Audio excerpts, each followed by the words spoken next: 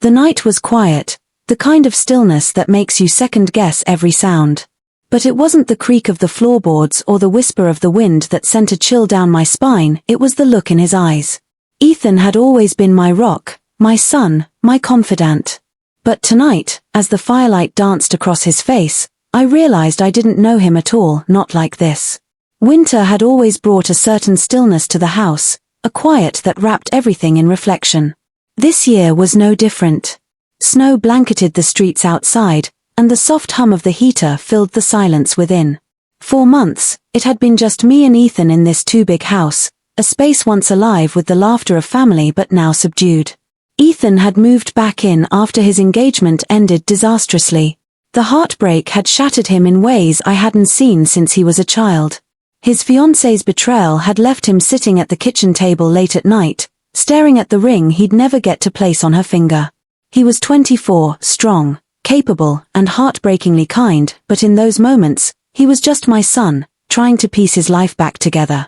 When he moved home, I didn't hesitate. I welcomed him with open arms. He became my companion in the absence of my husband, who was often away on business trips. Over time, our bond grew in ways I hadn't expected. We shared meals, conversations, and quiet moments by the fire. His laughter brought a warmth to the house that I hadn't felt in years, and his presence filled the emptiness. One night, he came home late from work, his coat dusted with snow. Ethan worked as a doctor, and his days were long and often draining. "You're up late," he said, his voice tinged with concern. "I couldn't sleep," I replied, setting my book aside. He sighed, running a hand through his dark hair. "Busy day. Sometimes it's not the patients that get to me, it's the quiet moments in between." I patted the seat next to me, urging him to sit. "You need to relax." He joined me, his tall frame sinking into the couch. The firelight flickered across his face, softening the sharp edges of his features. "You've been my rock through all of this, Mom," he said suddenly. "I don't think I've ever told you how much that means to me." His words caught me off guard, leaving a lump in my throat. In that moment, as his arm brushed against mine, the air seemed to shift, becoming heavier, more intimate. I brushed it off, but the warmth lingered longer than it should have. It started subtly, so quietly that I almost didn't notice. The changes weren't dramatic, just little shifts in how Ethan interacted with me, moments that could have easily been dismissed.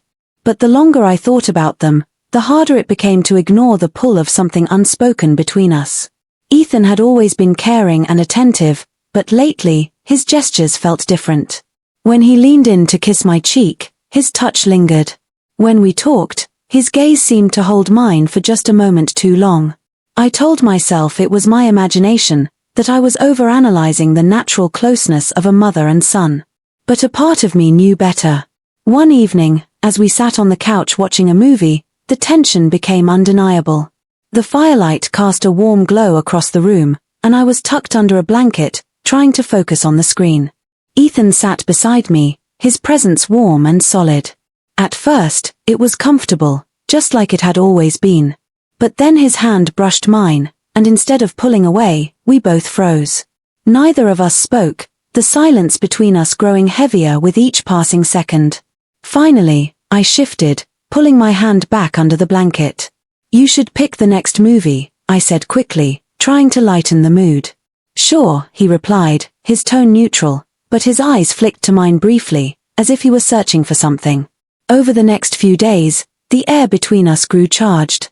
It was in the way he hovered in the kitchen while I cooked, his hand brushing my shoulder as he reached for a glass. It was in the way he sat closer than usual when we talked, his knee brushing mine as if testing boundaries neither of us dared to acknowledge. And then there were the moments when he said nothing at all but simply watched me. I caught him staring once as I stood at the sink washing dishes. His expression was unreadable, but his eyes were filled with something that made my breath hitch. I turned away, my hands trembling slightly as I scrubbed the plate, trying to ignore the way my heart raced. One night, as we sat in the dimly lit living room, Ethan's voice broke the silence. "Do you ever think about what your life could have been like if things had gone differently?" The question caught me off guard. "What do you mean?" He shrugged, leaning back against the couch. "I don't know. If you'd chosen a different path. If Dad had been around more. If you'd had someone who really understood you. His words struck a chord I didn't want to acknowledge. I don't think about it much, I lied, forcing a smile. Life is what it is. But what if it could be more? He pressed, his gaze intent. What if there's still time to have something better? The weight of his words hung between us, and for a moment, I couldn't breathe. I didn't know what he was trying to say, but the intensity in his eyes made my chest tighten. I laughed nervously, brushing off the question. You're too young to be this philosophical. He smiled faintly but didn't say anything else. The silence stretched on, and I realized I was holding my breath. When I finally exhaled, it felt shaky, as though I was on the edge of something I couldn't fully understand. That night, as I lay in bed, I replayed the moments in my head, the lingering touches, the loaded silences, the way he looked at me when he thought I wasn't paying attention. The house was quiet, but my thoughts were deafening.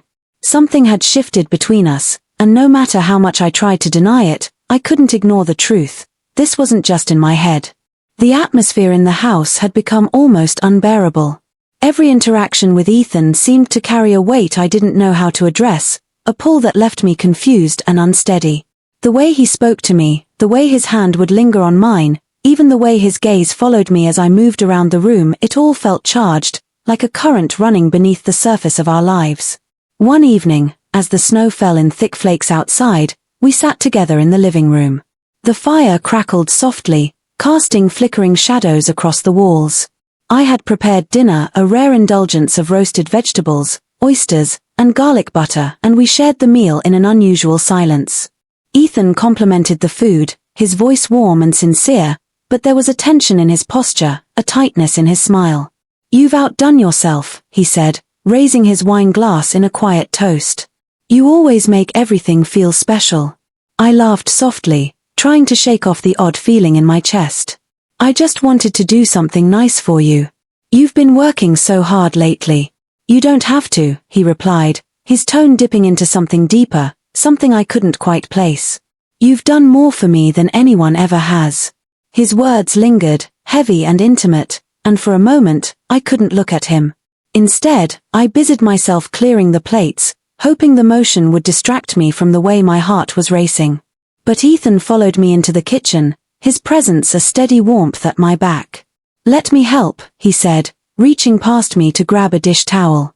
It's fine, I replied quickly, but my voice betrayed me, trembling slightly as his arm brushed against mine. He didn't step away. Instead, he stayed close, his breath warm against my neck. You're always taking care of everyone else, he said softly. Who takes care of you? The question stopped me in my tracks. I turned to face him, my pulse quickening as I met his gaze. His eyes were intense, searching mine with a vulnerability that left me breathless. Ethan, I began, but I didn't know how to finish the sentence. Before I could say anything else, his hand came to rest on my arm, gentle but deliberate. You deserve to be cared for too, he said, his voice barely above a whisper. I should have pulled away. I should have said something to break the moment. But I didn't. I stood there, frozen, as his fingers brushed down my arm, sending a shiver through me. My breath hitched, and I felt a warmth rise in my cheeks. This isn't right, I said finally, my voice trembling. We shouldn't. I know, he said, cutting me off. But that doesn't make it go away. The honesty in his words hit me like a tidal wave, leaving me unmoored. I didn't know what to say, how to respond to the emotions swirling between us. All I knew was that the lines we had drawn were blurring faster than I could stop them. Later that night, as we sat back in the living room, the air between us felt thick and heavy. The fire had burned low, casting a dim, golden light over the room. I was curled up on one end of the couch, a blanket draped over me, but I couldn't relax. Ethan sat at the other end, his gaze fixed on the dying flames. After a long silence, he spoke. Do you ever feel like life just doesn't make sense? I turned to him, frowning slightly. What do you mean? He shrugged, leaning back against the couch. Like you're stuck in a story that's already been written for you, and no matter what you do, you can't change it. His words struck a chord I didn't want to acknowledge. Sometimes, I admitted quietly. But we always have choices, Ethan. Even when it doesn't feel like it. He looked at me then, his expression raw and open. What if the choice you want to make is the wrong one? My heart skipped a beat, and for a moment, I didn't know how to respond. The weight of his words hung in the air, filling the space between us with an intensity one couldn't escape. We don't always know what's right or wrong in the moment, I said finally, my voice barely above a whisper. We do the best we can. He shifted closer, his movements slow and deliberate. And what if it feels like the best thing you could do is also the worst? I froze as he leaned in, his hand brushing against mine. The room seemed to shrink around us, the air thick with something I didn't dare name. My breath caught as his fingers intertwined with mine, his touch sending a shiver down my spine. This isn't, I started, but the words died on my lips as he looked at me, his gaze filled with a longing that made my chest ache. I know, he said softly, his voice trembling. But I can't help it. The tension between us reached a breaking point, the unspoken emotions we had both been avoiding crashing over us like a wave. In that moment, everything else faded away, the house, the snow, the firelight. It was just us, teetering on the edge of something neither of us could take back. The next morning, the world outside was a pristine sheet of white, the fresh snow sparkling under the pale January sun. Inside, the house was quiet, but it wasn't the comforting silence I had grown used to. It was heavy, oppressive, laden with the weight of what had happened the night before.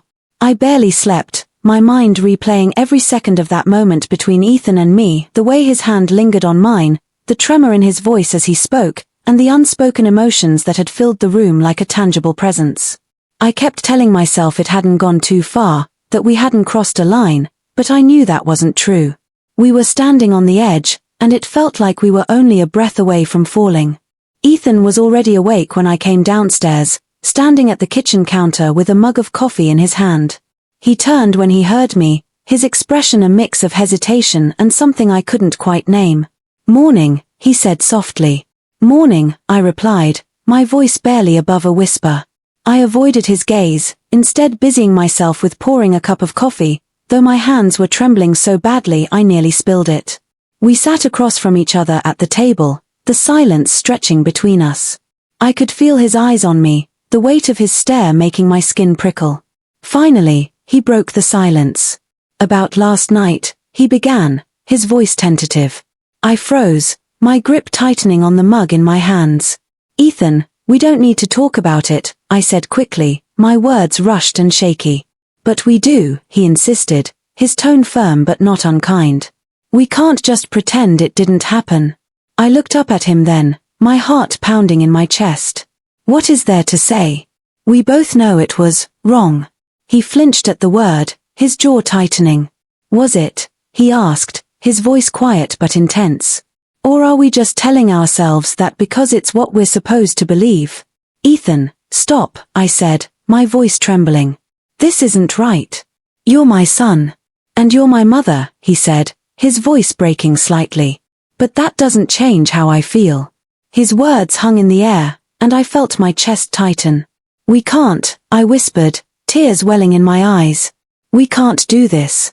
He reached across the table then, his hand covering mine. I don't know how to stop, he said softly. I've tried, but I can't. I can't pretend I don't feel this way. I pulled my hand back as if his touch burned, standing abruptly and stepping away from the table. You have to, I said, my voice shaking. You have to find a way, because this can't happen. I could see the pain in his eyes as he looked at me, but he didn't argue. Instead, he nodded slowly, his shoulders slumping as if the weight of the world had just been placed on them. I'm sorry, he said quietly. I didn't mean to make things harder for you. I turned away, unable to look at him any longer. I think you should leave, I said, my voice barely above a whisper. There was a long pause, and for a moment, I thought he was going to argue. But then I heard the scrape of the chair against the floor as he stood. If that's what you want, he said, his voice low. It's what's best, I replied, though the words felt hollow even as I said them. He left without another word, the door clicking softly behind him. As soon as he was gone, the silence of the house became unbearable. I sank to the floor in the kitchen, tears streaming down my face as the reality of what had just happened hit me. I had pushed him away, but it didn't feel like a victory. It felt like a loss I wasn't sure I would ever recover from. The following days were a blur. Ethan moved out, and though he sent the occasional text to let me know he was okay, the distance between us was palpable. I threw myself into work, into anything that would keep my mind occupied, but it was no use. No matter how busy I tried to be, my thoughts always drifted back to him. Then, one evening, everything came to a head. I was in the living room, staring blankly at the TV, when there was a knock at the door.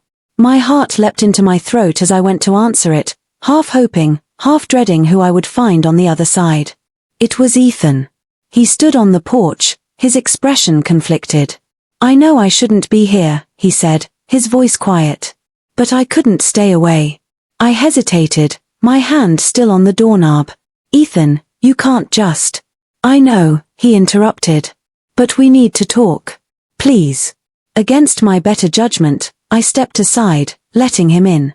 We stood in the living room, the air between us thick with tension. "I can't do this anymore," he said, his voice breaking. "I can't keep pretending like I don't feel what I feel." "Ethan, we've been over this," I said, my voice trembling. "We can't." "But what if we can?" he asked, stepping closer. "What if we're just afraid of what people will think?" "It's not about them," I said, tears welling in my eyes. "It's about us. It's about what's right." "And what if this is right?" he asked, his voice raw. "What if you're the only person who's ever made me feel like I belong?" I shook my head, my heart breaking as I looked at him. "You do belong," I said softly. "But not like this." For a long moment, neither of us spoke. Then, finally, he stepped back, his expression one of resignation. "I'm sorry," he said quietly. "I didn't mean to hurt you." And just like that, he was gone again, leaving me standing alone in the middle of the living room. The silence that followed was deafening, and I realized that no matter what happened next, nothing would ever be the same again. The days after Ethan left were a haze of emptiness. The house felt cavernous, the quiet oppressive. I kept expecting to hear his voice calling from the other room or the sound of his footsteps on the stairs. But there was nothing. Only the memory of his presence lingered, like a ghost haunting every corner of the house.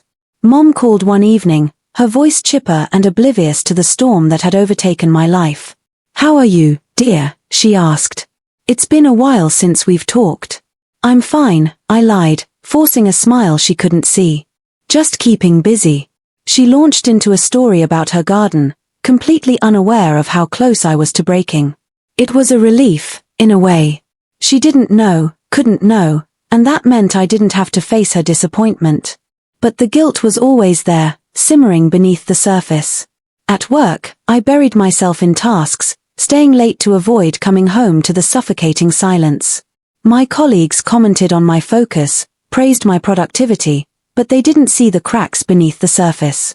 They didn't see the way my hands trembled when I was alone or the way my chest tightened every time I thought of him. Ethan sent a few messages, short, polite, but distant. "I'm doing okay. Just wanted to check on you." I replied in kind, keeping my responses brief and neutral. But each message felt like a lifeline, a fragile connection to the person I missed so desperately. One evening, as I was sorting through old photos, I came across one of Ethan as a child. He was sitting on my lap, his face lit up with joy as he held a toy airplane. My throat tightened as I stared at the image, the weight of everything we'd lost crashing down on me. How had it come to this? How had something so innocent, so pure, become so complicated and painful? I wanted to turn back time, to erase the choices we'd made and go back to being mother and son without the shadows that now hung between us. One afternoon, weeks later, there was a knock at the door. I hesitated before opening it, my heart racing at the thought of who it might be. It was Ethan. He stood there, looking tired but determined. "Can I come in?" he asked softly. I stepped aside, my hands trembling as I closed the door behind him. We sat in the living room, the air between us thick with tension. For a long moment, neither of us spoke. "I had to see you," he said finally. "I couldn't keep pretending everything's okay." "It's not," I admitted, my voice trembling. But what can we do, Ethan? What's left for us? He leaned forward, his elbows resting on his knees as he looked at me. I don't know, he said honestly. But I can't just walk away from you. I've tried, and it's killing me. Tears welled in my eyes as I looked at him, my chest tightening with a mix of longing and despair. I don't know how to fix this, I said softly. I don't even know if we can. We can try, he said, his voice steady. Even if it's hard. Even if it means taking a step back and figuring out where we went wrong. His words hung in the air, and for the first time in weeks, I felt a glimmer of hope. Maybe there was a way forward, not back to what we were, but to something new, something that didn't feel so broken. We talked for hours, laying everything out on the table. The pain, the confusion, the love that had become so twisted and complicated. It wasn't easy, and it didn't solve everything. But it was a start. In the weeks that followed, we both sought help, therapy, individually at first, and then together. It wasn't about salvaging the relationship we'd had, but about understanding ourselves and the boundaries we needed to rebuild. There were no quick fixes, no easy answers, but the process brought clarity. I began to see the ways loneliness had shaped my actions, how the absence of my husband and the weight of my own unmet needs had clouded my judgment. Ethan started to unpack his own feelings, recognizing how his heartbreak and vulnerability had drawn him toward me in ways that weren't healthy. It wasn't a smooth journey. There were setbacks and moments of doubt. But slowly, we began to rebuild ourselves, our boundaries, and our relationship. It wasn't the same as before, and it never would be. But it was something. Months later, as I stood in the kitchen preparing dinner, Ethan walked in. He was smiling, genuinely smiling, for the first time in what felt like forever. "Smells good," he said, leaning against the counter. "It's your favorite," I replied, glancing at him. For the first time in a long time, the air between us felt light, unburdened by the past. We sat down to eat, the conversation flowing easily. There were still scars, still moments when the memories threatened to surface, but they didn't define us anymore. We had found a way to move forward, not as we were, but as something new. And for the first time in a long time, I felt hope. Months turned into a year, and life began to settle into a rhythm that felt more grounded. Ethan and I found ourselves in a place we never thought possible, a place of understanding and acceptance. The journey to get here hadn't been easy, but it had been necessary. We'd learned to rebuild, not just the relationship between us, but the foundations of our individual lives. Therapy became a cornerstone of our recovery. Individually, we worked through the emotions and decisions that had led us down a dangerous path.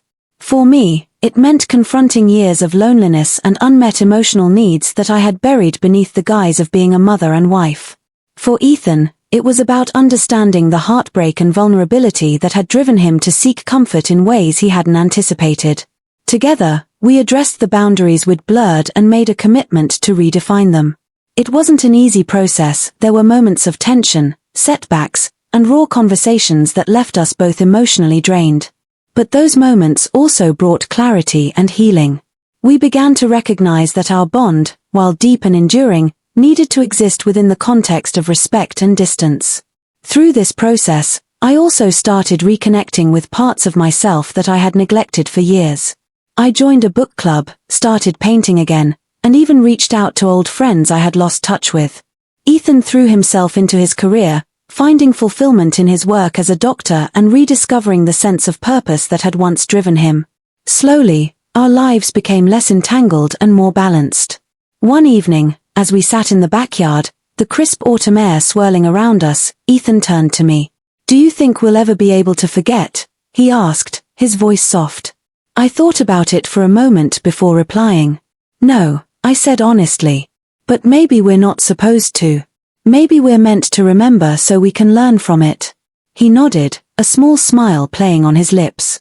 "You're right. It's a part of us now, but it doesn't have to define us." The weight of his words settled over me, and for the first time, I felt a sense of peace. The guilt and shame that had once consumed me had loosened their grip. They were still there, lingering in the corners of my mind, but they no longer controlled me. I had learned to forgive myself, and in doing so, I had begun to heal. Looking back, I realized that what had happened was a catalyst, a painful, tumultuous experience that forced me to confront the parts of myself I had ignored for too long. It was a reminder that we are all human, capable of making mistakes, but also capable of growth and redemption. Ethan and I weren't the same people we had been before, and that was okay. We had changed, but we had also found a way to move forward. Our relationship was no longer defined by the past but by the efforts we had made to rebuild it.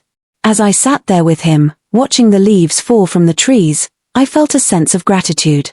Gratitude for the lessons learned, for the resilience we had found, and for the future we were building. It wasn't perfect, and it never would be, but it was ours.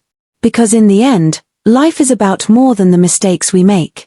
It's about what we do after, the choices we make to grow, to heal, and to create something better. And for the first time in a long time, I believed we had done just that. Have you ever faced a moment where the lines between right and wrong seemed impossibly blurred? What would you do if your choices risked everything you held dear? Share your thoughts and experiences in the comments below. I'd love to hear from you. Don't forget to like this video, subscribe to the channel, and turn on notifications so you won't miss our next story. Trust me, the next one will leave you speechless.